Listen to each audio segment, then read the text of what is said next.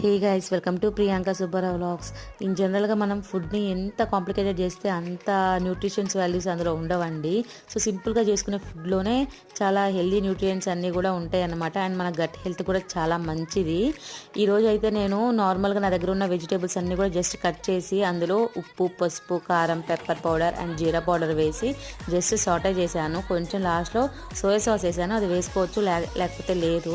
మనం అప్పుడప్పుడు ఇలాంటి హై ఫైబర్ రిచ్ ఫుడ్ తింటే మన గట్ కూడా చాలా హ్యాపీగా ఫీల్ అవుతుంది అండ్ మన డైజెషన్ సిస్టమ్ కూడా చాలా హెల్తీగా ఉంటుందండి.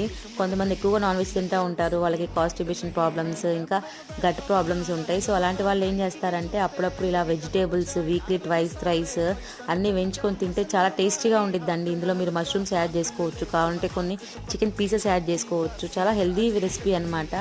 మీకు కానీ వీడియో కానీ నచ్చినట్టయితే లైక్ చేయండి, షేర్ చేయండి and please do subscribe to my channel friends. Bye bye, thank you for watching.